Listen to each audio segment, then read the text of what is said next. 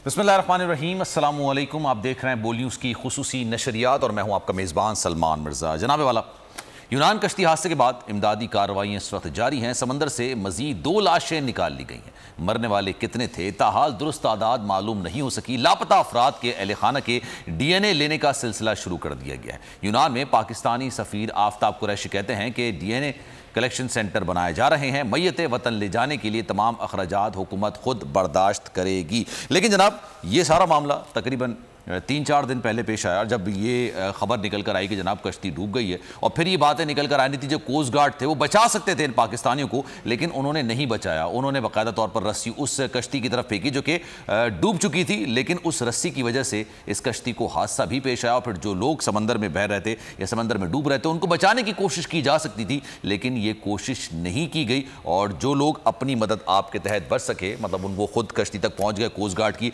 उनको बचा लिया गया। अब सूरत हाल ये है जनाब, ये इंसानी स्मगलर्स के हाथों चढ़ जाते हैं। और उसके बाद फिर होता ही है कि 20 से लेके 60 लाख रुपए फी कस इनसे लिया जाता है और उसके बाद इनको बैरून मुल्क भेजा जाता है। लेकिन जिस तरह से भेजा जाता है ये गैर कानूनी भी है और ये मौत के मुंह में जाने के मुतरादिफ है। एक जनाब हमने रिपोर्ट तैयार की, वो देख लेते हैं। उसके बाद फिर जफर हिलाली साहब हमारे साथ मौजूद हैं, अख्तर गोरचानी हमारे साथ मौजूद हैं, उनसे गुफ्तगू का सिलसिला आगे बढ़ाएंगे।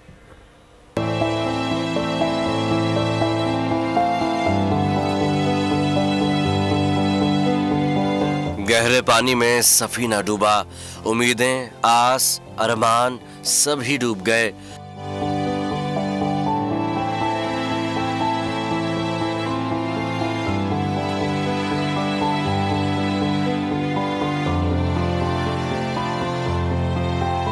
यूनान की बदकिस्मत कश्ती के कितने मुसाफिर थे, कितने लोग मारे गए, ताहाल मुअम्मा हल ना हो सका।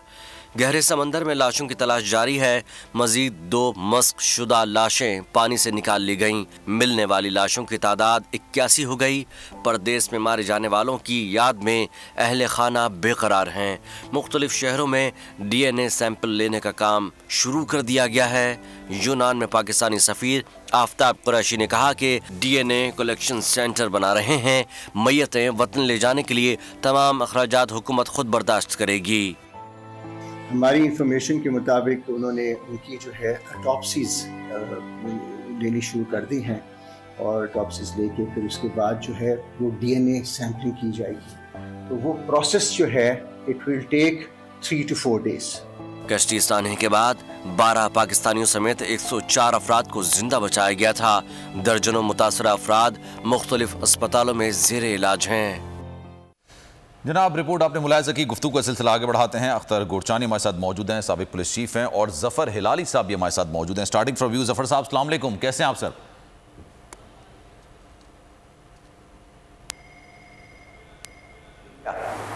जफर साहब ये बताइएगा, ये इतना बड़ा सानिहा पेश आया है और ये पहली बार नहीं हुआ है, इससे पहले भी मुतादिद बार इस तरह की चीजें होती रही हैं। अभी इसके सदबाब क्या है, इस पर तो डिटेल बहस है, डिबेट है जो कि की जा सकती है। लेकिन सर, ये भी अब कहा जा रहा है कि जो कोस्ट गार्ड थे वो इन लोगों को बचा सकते थे, लेकिन उन्होंने फिर इससे इज्तनाब किया, उन्होंने नहीं बचाया। क्या कहेंगे सर पूरे वाक़े पर आप?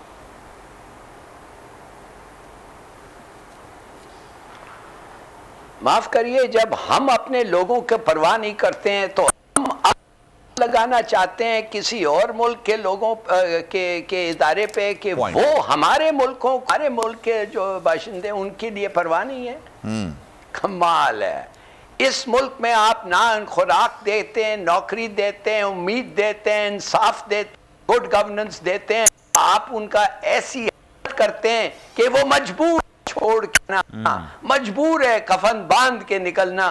और आप जाके ग्रीक वाले उनको बचा सकते थे, इसलिए 1-2 रस्सी इधर फेंक दिया या उधर फेंक दिया। देखिए, ये बाद में कहना बड़ा आसान है। बाद में मैयतों को वापस लाना, पैसे देना, एक दिन का अफसोस करना। मैं तो कहता हूं कि 75 साल के अफसोस करें कि आपके हुक्मरान ऐसे हैं कि ये बेचारे गरीब, एक कौड़ी नहीं है इनके पास जो जा रहे हैं, और वो हर आदमी खरबपति है। देखिए, मैं उधर सर्व किया हूं, इटली में मैं था, ये लोग इटली जा रहे थे, ये लोग स्लोवेनिया जा रहे थे, ये लोग उधर ग्रीस से और दूसरे मुल्कों से पहुंचते हैं उधर। मगर जब एक दफे पहुंचते हैं, आप समझते हैं खाना वो मामला खत्म है? बिल्कुल नहीं, बिल्कुल दुरुस्त बात। फिर और उनके लिए डेंजर्स पैदा होते हैं, बॉर्डर गार्ड्स, कुत्ते, ये वो। देखिए, हम पाकिस्तानी होना ऐसे वक्त पे ये एक गुनाह है, एक सजा है। आप अपने लोगों की तरफ पहले देखें प्लीज। मैं जब उधर था, हमने 50,000 पाकिस्तानियों की मदद की थी। वो जब अगर पहुंच थे, ना उनके पास 1 रुपया होता, ना एक कपड़ा होता जिस पे लिखा होता मेड इन पाकिस्तान। क्यों नहीं होता? इसलिए कि एक दफ़े उन लोगों को पता चल जाए, वो लोकल अथॉरिटी को, कि ये पाकिस्तान है, तो फ़ौरन उसको भेज के वापस भेज देंगे। तो क्या इसने ये 20 लाख रुपये इसलिए दिए हैं कि वापस आने के लिए हाथ कड़ियों में? Of course not. तो इनके रिश्तेदार उधर हैं, वो उधर उनके साथ जाके रहना चाहते हैं, रहते हैं, इसलिए निकलते ही इसलिए उधर से कांटेक्ट करते हैं। वो कहते हैं आओ हम तैयारी कर रहे हैं, हम तुम्हारे लिए नौकरी ढूंढ रहे हैं।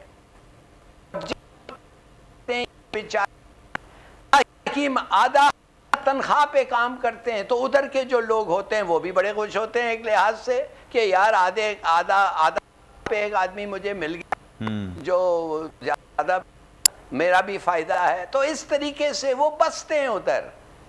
इस वक्त 50,000 1 लाख पाकिस्तानी है इटली में। पूछे कैसे आए? और आप समझते हैं आप रोक सकते हैं? आप उनको डरा के रोक सकते हैं? नहीं रुके। इसलिए कि जब उम्मीद नहीं होती अपनी मुल्क में, तो वो कुछ भी करेंगे निकलने के लिए। सर, निकलना कोई बुरी बात नहीं है। आप अगर बेहतर रोजगार के लिए, बेहतर उम्मीद के लिए आप बाहर जा सकते हैं, लेकिन सर ये गैर कानूनी तरीका अपनाना, ये हमारे मुल्क के अंदर, अवाम के अंदर भी ये शऊर नहीं है। फिर उसी चीज का फायदा उठाते हुए इंसानी स्मगलर्स हैं जो कि घूम रहे हैं, मौत बेच रहे हैं। सर, ये इस तरह के रास्ते से अगर भेजते हैं तो इससे 70% या 60% तो आपके चांसेस पहुंच ही नहीं सकेंगे। और आपने बात बिल्कुल दुरुस्त की है सर कि वहां जाने के बाद भी सूरत हाल ऐसा नहीं होता कि आपको बिल्कुल हेवन मिलती है। वहां पर आपको अलग मुश्किलात का सामना करना पड़ता है। सर, सवाल ये भी पैदा होता है ना, इतनी बड़ी तादाद में, जैसा कि आपने खुद बोला कि इतनी बड़ी तादाद में पाकिस्तानी इटली के अंदर मौजूद हैं, पाकिस्तानी यहां से गैर कानूनी तौर पर जा रहे होते हैं, हुकूमत को नहीं पता चलता ये चीज कि किस तरह से जा रहे हैं, कौन ये धंधा कर रहा है, कौन ये कारोबार कर रहा है, कौन लोगों को मौत के मुंह में भेज रहा है।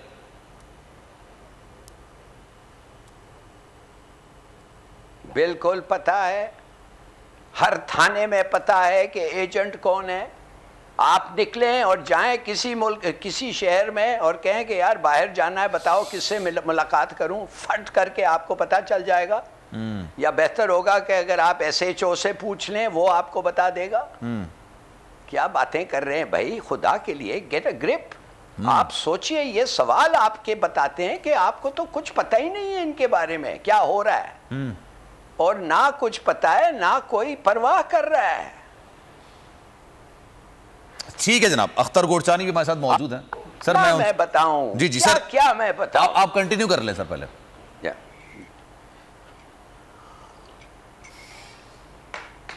नहीं, मैं सिर्फ आपको कहता हूं कि मैं फर्स्ट हैंड ये सब देखा हूं। इटली में कौंसल जनरल, कौंसलेट जनरल मेरे रिकमेंडेशन ने गवर्नमेंट ने खोला था। मेरे रिकमेंडेशन में अफसर हम ठहरते नहीं थे कि वो दारुल खिलाफा रोम में आके पासपोर्ट लें, इसलिए कि जब वो पहुंच इटली में तो वो हर चीज फेंक देते थे। इसलिए कि मैंने आपको बताया क्यों, बल्कि पता ना चल जाए अगर मेड इन पाकिस्तान हो वो भी फेंक देते थे, इसलिए उनको बिठा के एग्जैक्टली। तो जब हम भेजते थे उनको तुरिन और मिलान और ऐसी जगह कि जाओ इन बेचारों को पूछो, मदद करो, देखो कि पहले तो देखो पाकिस्तानी है कि अफगान है कि ईरानियन है कि इंडियन है। उसके बाद अगर पाकिस्तानी है, हालांकि फिर चेक करें, उसकी डिटेल्स लें, पाकिस्तान से चेक करें, फिर टेम्परेरीली उसको डॉक्यूमेंट्स दें कि वो जी सके। ठीक है। अच्छा सर, मैं जफर साहब, मैं आपकी तरफ वापस आता हूँ। अख्तर गोरचानी साहब भी हमारे साथ मौजूद हैं, उनको भी जरा शामिल गुफ्तगू करते हैं। साबिक पुलिस चीफ है सर। अख्तर साहब, अस्सलाम वालेकुम सर, कैसे हैं आप? जी वालेकुम सलाम। अख्तर साहब, ये जो इतना बड़ा सानिया हुआ है, इतनी बड़ी तादाद में पाकिस्तानी हैं जो कि मौत के मुंह में जा चुके हैं, अब ये एक अलग बहस है किस तरह से गए, किस तरह से वहां पर पहुंचे, उनको बचाया जा सकता था, नहीं बचाया जा सकता था, या यहाँ पे जो हालात हैं, यहाँ पे जो वाकयात हैं वो उस काबिल नहीं है कि यहाँ पर जिया जा सके और लोग फिर रिस्क लेके आगे जाते हैं। लेकिन इस वाक़े पर सर आपके कॉमेंट्स हैं क्या, आप क्या कहेंगे इस पर? जी सबसे पहले तो मैं कल से बल्कि परसों से ही सोशल मीडिया पे भी दुख का इजहार कर रहा था। इतना बड़ा सानिया है कि बिल्कुल इंसान का कलेजा लरस जाता है। और उसमें देखिए इसकी वजूहात में अगर आप जाएं तो एक तो हमारी वो ग्रिप नहीं है इंतज़ामी, जो कि FIA का एक शोबा होता है जो ह्यूमन ट्रैफिकिंग के हवाले से फ़ाल होता है। और जैसे हिलाली साहब फरमा रहे थे कि SHO को सब पता होता है कि क्रिमिनल्स कौन है, तो इसी तरह FIA में भी इनका एक भरपूर रिकॉर्ड होता है कि ह्यूमन स्मगलिंग में कौन कौन से लोग इन्वॉल्व हैं। जी, तो अगर इन पे रिपीटेडली क्रैकडाउन होता रहे तो ये इन लोगों की एक्टिव डिस्करेज भी होते हैं। और क्रैकडाउन कौन करेगा सर? सवाल ही पैदा होता है। आपने कहा कि जो क्रैकडाउन करने वाले हैं उनको सब कुछ पता होता है, तो फिर क्रैकडाउन कौन करेगा? ये पूरा सिंडिकेट है ना सर, यहाँ पे भी लोग हैं, बाहर भी लोग हैं। यही तो अलमिया है ना जी, जिन्होंने इन पे क्रैकडाउन करना है, जब वो भी किसी ना किसी हवाले से, चाहे उसको आप करप्शन कह लें या करबा परवरी कह लें या जो भी कह लें, तो जब वो ढीले हो जाते हैं तो फिर मुजरिमों की हौसला अफजाई होती है, उनके वो खोल खेलते हैं। तो दूसरी वजह को भी जरूर टच करना चाहिए कि आखिर कब तक हम कर्जे ले लेके और सिसक के अपनी मईशत को हम इस तरह चलाते रहेंगे। अब अगर हमारी मईशत ठीक हो, हमारे मौजूदा जो कारखाने हैं वो धड़ाधड़ बंद हो रहे हैं, उनको हम चलाएं, नए इंडस्ट्री यहाँ पे लगाएं, रोजगार के मौके पैदा हों, तो क्यों हमारे ये नौजवान दर बदर बेमौत मारे जाएं? तो इन जो दूसरी वजूहात है ना जी, ये जो गवर्नमेंट साइड ने जिसको कैटर करना है, तो इस तरफ भी तो हमें देखना चाहिए ना जी। तो खाली FIA का तो ठीक है, वो तो अपनी ड्यूटीज पूरी तरह से अदा नहीं कर रहा है, जिसकी वजह से इतने बड़े साने हो रहे हैं। FIA, लेकिन आप ये कहना चाह रहे हैं कि हालात इस तरह से पैदा हो जाते हैं कि फिर लोग बाहर जाने पर मजबूर होते हैं, और लीगली नहीं तो फिर वो इलीगल रास्ता अपनाते हैं और फिर इस तरह के साने आते हैं। सर मैं आपको खबर अब्बास आपने भी मुझे ज्वाइन कर लिया, ब्यूरो चीफ। यूनान कश्ती हादसे में FIA का क्रैकडाउन। FIA ने एक और इंसानी स्मगलर को गिरफ्तार कर लिया है। मुलजिम आबिद हुसैन ने मुतासरा खानदान से 35 लाख रुपए लिए थे और मुलजिम का बेटा इसी मुकदमे में पहले ही गिरफ्तार है, FIA का ये कहना है। खबर अब्बास ब्यूरो चीफ हमारे साथ मौजूद हैं, जरा उनसे मजीद बात करते हैं। खबर बताइएगा, एक और मुलजिम आबिद हुसैन को गिरफ्तार किया गया है और इसके बारे में कहा जा रहा है इसका बेटा पहले से इसी तरह के इल्जामात में गिरफ्तार हो चुका है। बिल्कुल सलमान है, ये शेखुपुरा के रहायशी है। तलहा शाहजेब नामी नौजवान है जो कल गुज़श्ता रोज गिरफ्तार हुआ था, इस सानहे में मुलविस था।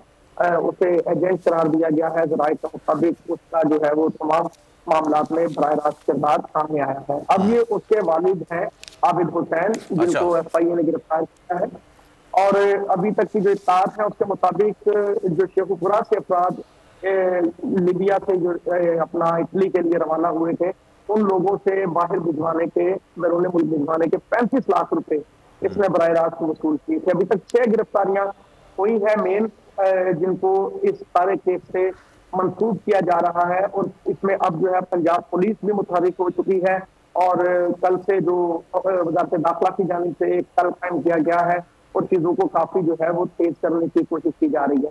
अभी जो हमें FIA ज़राए से मालूमात मिली है सलमान साहब, कि तकरीबन 48 के करीब ऐसे अफराद हैं जिनकी निशानदेही हो चुकी है, लाशों की शनाख्त हो चुकी है और उनमें से अक्सरियत का ताल्लुक जो है वो कश्मीर के इलाके से बताया जा रहा है। इंतहाई खौफनाक वाक़या है। तकरीबन आपको अब पता है कि 300 से ज्यादा पाकिस्तानी इस पे सवार थे इस किश्ती के अंदर, और तकरीबन 12 अफराद जिंदा बच सके और 298 के करीब अफराद जो है उनका बताया जा रहा है कि वो लापता है। और दूसरी जानिब अभी तक अगर इस थाने के हवाले से देखा जाए तो ऐसी कोई पेशरफ्त दिखाई नहीं देती कि जिसके जरिए से अभी तक कोई ऐसे शख्स को गिरफ्तार किया जा सका हो कि जो कि बराह रास्त मुंतकिल करने में शामिल था। ठीक है, अच्छा खबर हमारे साथ मौजूद रहेगा, आपसे मैं जरा मजीद भी डिटेल में बात करूंगा। जफर हिलाली साहब हमारे साथ मौजूद है। जफर साहब, आप उन सदेबाब की चीज़ों का जो इसके पीछे कार फरमा हो सकती है उनका जिक्र कर रहे थे। बिल्कुल बात आपकी सही है। अभी जैसे 48 लाशों की शनाख्त हो चुकी है कश्मीर और गालिबन मीरपुर से उनका ताल्लुक होगा, क्योंकि मैंने अपने प्रोग्राम में डीआईजी मीरपुर को भी लिया हुआ था। एक सर आंसर ये भी है, मैं मीरपुर जा चुका हूं, मैंने वहां पर इलेक्शंस कवर किए हैं। वहां पर जितने लोग हैं एक मोहल्ले के अंदर, आप समझ लें अगर 10 लोग रहते ना तो 8 लोग बैरून मुल्क जाना चाहते हैं या जा चुके होते हैं। उनकी बड़ी तादाद ऐसी है कि जनाब वो यूरोप में भी है, इंग्लैंड में भी है, अमेरिका में भी है, जर्मनी, इटली, हर जगह वो जाना चाहते हैं। और इसकी वजह यह नहीं होती कि उनके पास रोजगार नहीं होता, उनके पास दीगर सहूलियात नहीं होती, उनका एक माइंड सेट है उन्होंने बाहर जाना है। अगर वो कानूनी तौर पर नहीं जा पाते तो फिर इस तरह के काम करके बाहर जाते हैं। आपकी बात बिल्कुल वजह होगी सर, वो यहाँ पर लाकानूनियत अपनी जगह है, बेतहाशा है, गुर्बत है, बेरोजगारी है, लेकिन सर एक आंसर ये भी है।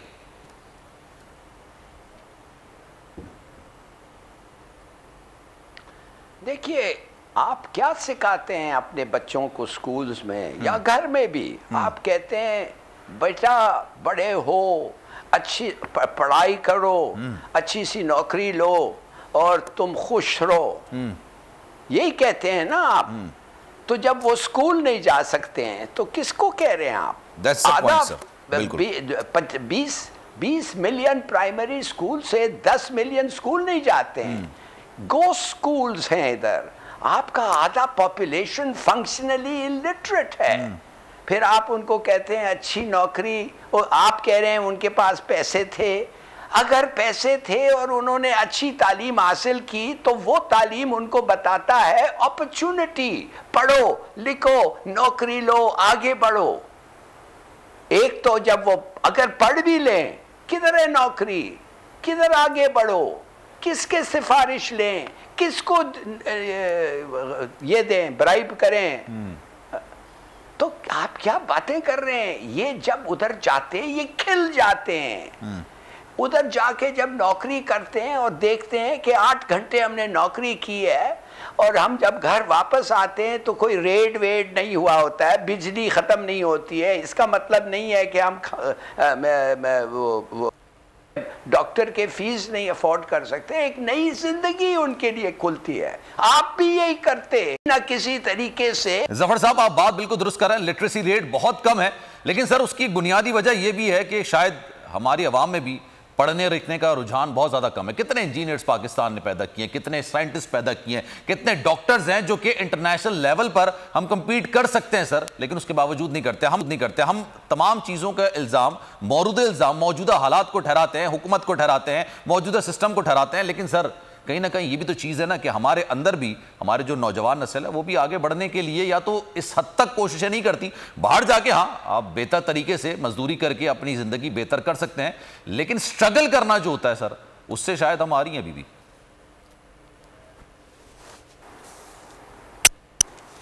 नहीं, स्ट्रगल करने का वो कहते हैं क्या है? अगर आप माहिर बावर्ची बन जाएं, स्ट्रगल करके आपको क्या मिलेगा?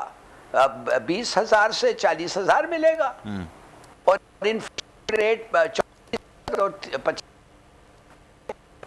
आप मुझे बता, उधर का और इधर का 12 मुल्क हैं इस दुनिया में जो कोलैप्स फेस कर रहे हैं। आपको पता है 12 मुल्क? जी जी। और पाकिस्तान नंबर 7 है उस 12 के लिस्ट में। हाँ, तो आप सोचिए कि इधर की हालत और उधर का हालत। तो आप सोचिए उधर का हालत नहीं तो वो क्यों हट जाने चाहिए? हमें सब समझना चाहिए। हम अपना परफॉर्मेंस घर पे बेहतर करना चाहिए, लाख दर्जे बेहतर करना चाहिए। इंसाफ और उम्मीद और ये सब चीज।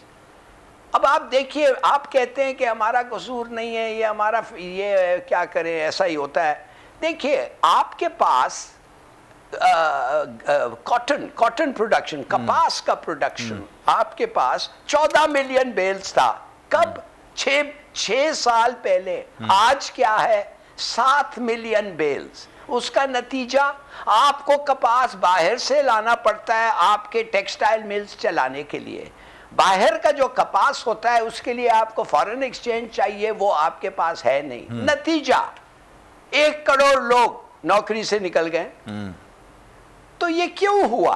अगर आप सीड इंप्रूवमेंट, वाटर, और टेक्निकल एस्पेक्ट्स ऑफ एग्रीकल्चर पे कंसंट्रेट करते, अगर आप वो चीज़ें करते जो लोग आप दूसरे मुल्क में किया है और उनका पर यील्ड एकड़ बढ़ाया है, आपका तो 50% कम हो गया है। ये किसका कसूर है?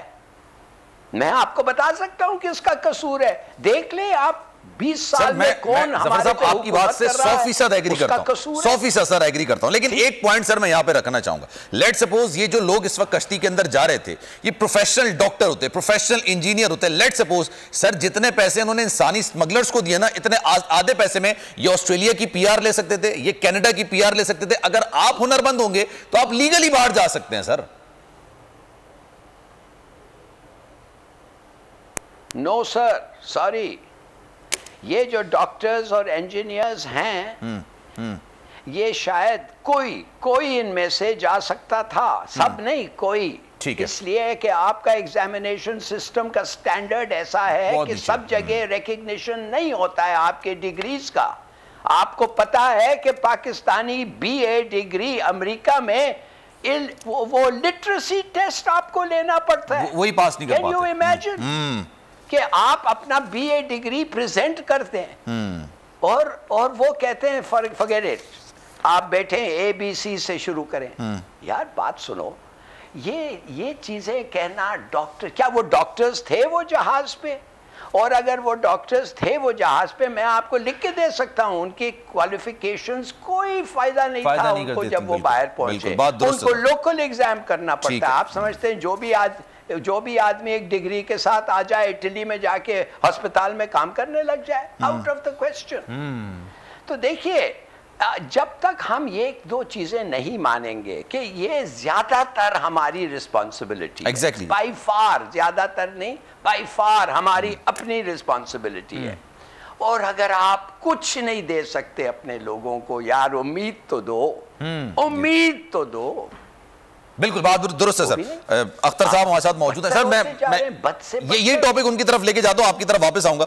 अख्तर साहब ये बताइएगा, मुल्क के हालात, नो डाउट इसमें कोई दो राय नहीं है, इसमें कोई ये बात नहीं कह सकता कि जनाब मुल्क के हालात बहुत अच्छे हैं, बल्कि कोई ये भी नहीं कह सकता कि आने वाले कुछ सालों के अंदर मुल्क के हालात बेहतर हो जाएंगे। कोई ये भी दावा नहीं कर सकता कि आने वाले कुछ सालों के अंदर पाकिस्तान के अंदर रोजगार के मौके पैदा हो जाएंगे, सूरत हाल बेहतर हो जाएगी, लोग बाहर की तरफ जाते हैं। लेकिन सर जितना इल्जाम हम डालते हैं इन लोगों पर कि यार ये लोग बाहर गए, इनको नहीं इस तरह से जाना चाहिए था, उतना ही जिम्मेदार सर इंसानी स्मगलर्स भी है ना, उतने ही जिम्मेदार मौजूदा हुकूमत भी होगी, उतने ही जिम्मेदार वो लोग भी होंगे जो कानूनी तौर पर इनकी सरपरस्ती कर रहे हैं।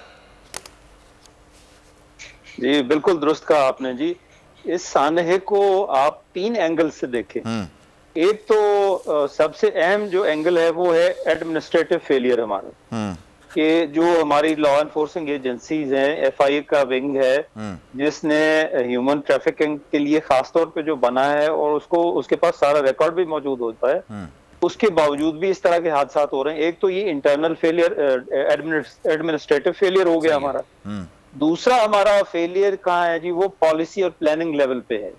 यानी गवर्नमेंट को अगर आप देखें, सोशियो इकोनॉमिक बैकग्राउंड में आप देखें, तो वो हमारी गवर्नमेंट अपनी पब्लिक के लिए इतने रोजगार के मौके ही पैदा नहीं कर सकती और तालीम का मेयार अभी तक बुलंद नहीं हो सका। जैसे ये ज्यादातर लोग जो गए हैं जी, ये सेमी इलिटरेट हैं, ये कोई पढ़े लिखे डॉक्टर इंजीनियर नहीं थे। डॉक्टर इंजीनियर इस तरह नहीं जाते। सर मेरा पॉइंट यही है, बेसिकली मेरा पॉइंट यही था कि अगर ये डॉक्टर इंजीनियर होते तो लीगल तरीका अपनाते ना, ऑब्वियसली ये नहीं थे। फिर वो एक अलग बहस हो जाती है कि लिटरेसी रेट, पढ़ना भी नहीं चाहते, पढ़ने के मौके भी नहीं मिलेगा, वो एक अलग बहस हो जाएगी सर।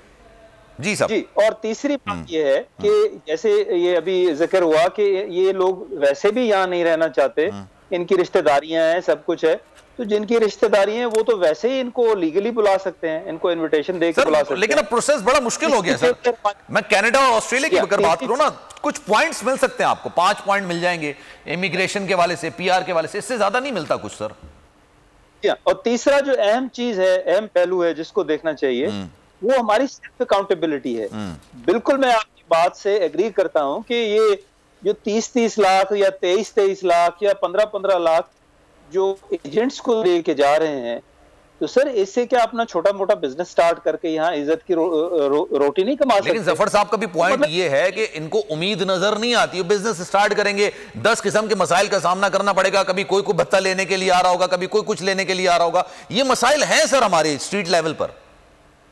नहीं, बिल्कुल सही कहते हैं आप, लेकिन फिर भी इतने रिस्क उठाने से ये बेहतर नहीं जी कि आप मतलब चले यहाँ कोई छोटा सा कारोबार शुरू कर लें बजाय इसके कि आप बहुत ऊंचे ऊंचे ख्वाब देखें।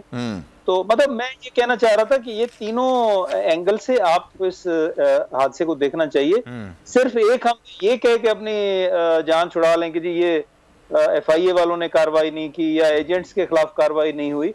FIA में भी जी बहुत बुरा हाल है जी, वहां आप देखें सियासी हुकूमतों तो फिर और ज्यादा शुरू हो जाता है, लोग अपने मनपसंद पोस्टिंग लेने के लिए वजीर दाखिला तक सिफारिशें कराते हैं, प्रेशर डलवाते हैं, किसी को एयरपोर्ट की इमिग्रेशन की जॉब चाहिए, कोई कहाँ लगना चाह रहा है, कोई कहाँ लगना चाह रहा है।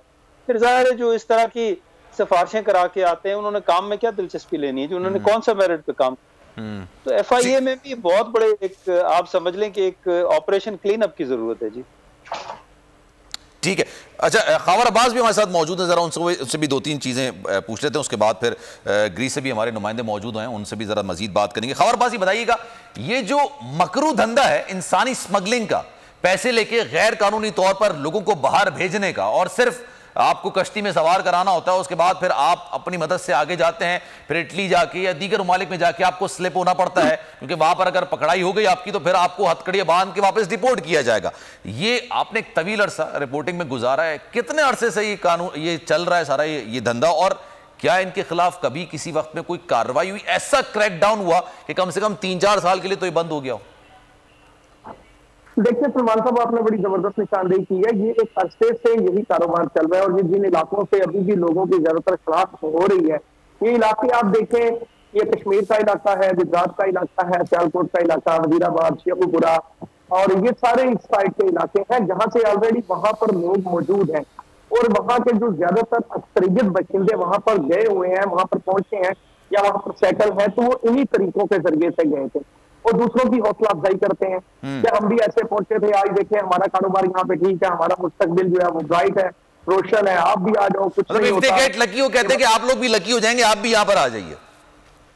जी जी जी, टीवी वाले खबरें चलाते हैं, और ये वो कि एक तो ये हमारा एक जो गली मोहल्लों का और इलाकों का कल्चर होता है वो इस पे बड़ा असरअंदाज होता है। फिर इसके साथ ही साथ इस वक्त जितनी गुर्बत की रेशो बढ़ चुकी है, लोग पहले तो बेरोजगार हैं, परेशान हैं, जैसे अभी आप पढ़े लिखे तबके की बात कर रहे थे, तो सलमान साहब मैं आपको मालूम के साथ बताऊं कि आप कभी किसी वक्त यंग डॉक्टर्स एसोसिएशन से बात करें, आप किसी वक्त इंजीनियरिंग काउंसिल से बात करें, उनकी अक्सरियत लोग जो है अभी ताजा अगर आप लहर देखें तो बहुत सारे डॉक्टर्स और इंजीनियर्स दूसरी तौर पे इस वक्त इमिग्रेशन कर चुके हैं दूसरे ममालिक के अंदर। स्टूडेंट्स की शक्ल में बड़ी तादाद जो है लोगों की एक यूके की तरफ और यूरोप की तरफ जा रही है। पॉइंट इज, आपने बात बिल्कुल सही की है खबर अब्बास, लेकिन पॉइंट ये वो लीगली अप्लाई कर रहे हैं and there is no harm in it, उसमें कोई मानियत नहीं है, आप लीगली अप्लाई कर सकते हैं, वो आप पे अपने पे है कि आप अपने मुल्क को सर्व करना चाहते हैं या दूसरे के मुल्क को सर्व करना चाहते हैं, but this is totally illegal ना जो आप जा रहे हैं इस तरह।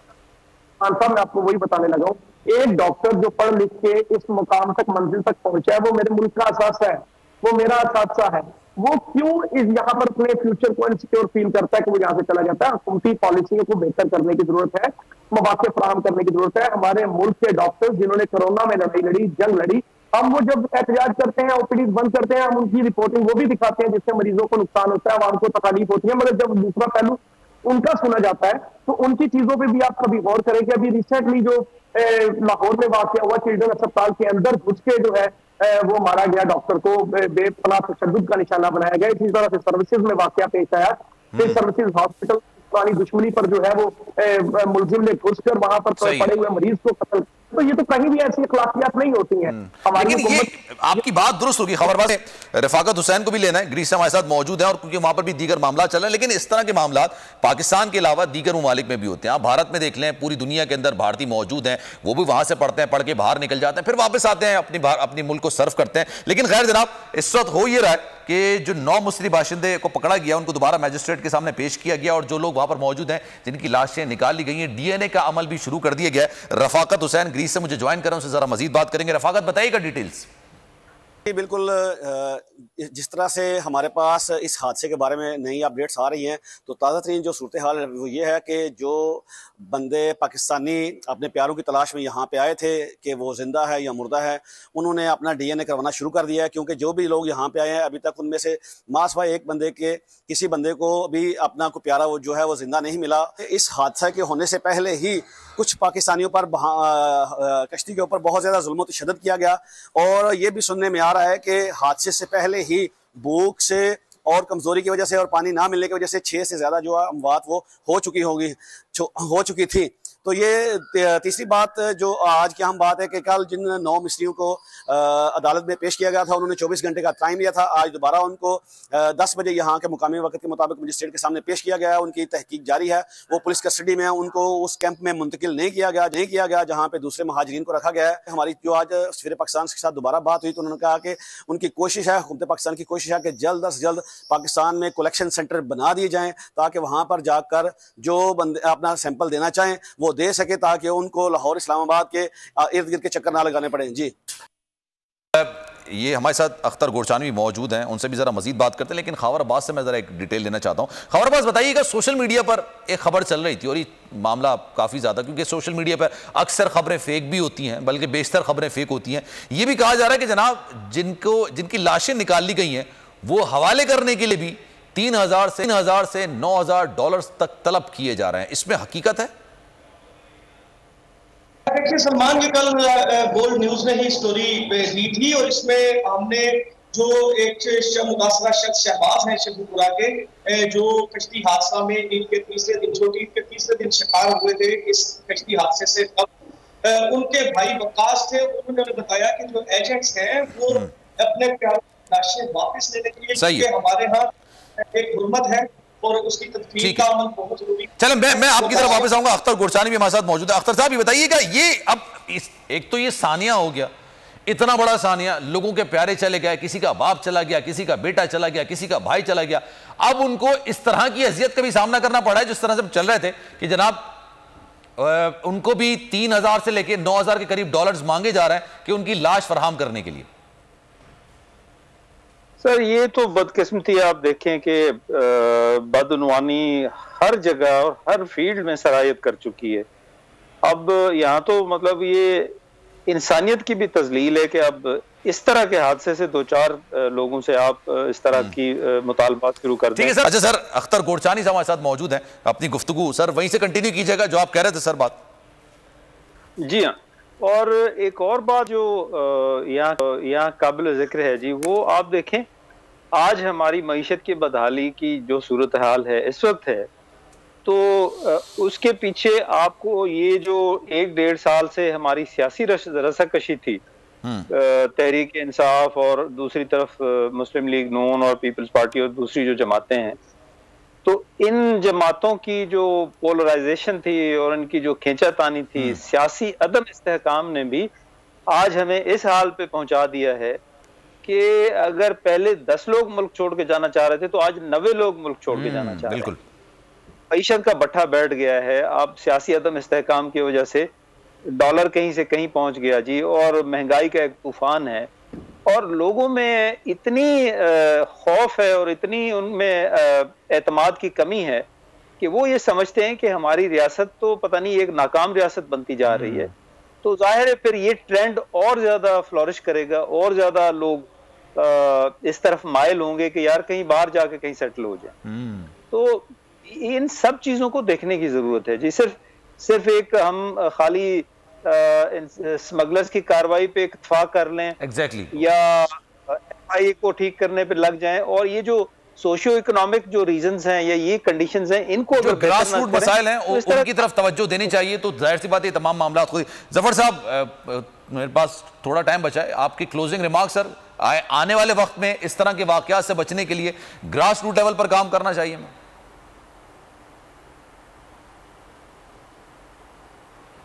देखिए, मेरे ख्याल में हम लोगों को हर अपने उन मुल्क जिधर लोग हमारे जाना चाहते हैं, उधर उनको उनके साथ राब्ते में हैं। एक आदमी हो जो पाकिस्तानी जॉब एप्लीकेशंस जो जानना चाहता है कि नौकरी के क्या प्रोस्पेक्ट्स हैं, जो अपने रिश्तेदार जो उधर पहुंच गए हैं उनसे हर किस्म के सब्ज बाग का कहानी मान के खुद अपना ज़िंदगी को रिस्क करता है।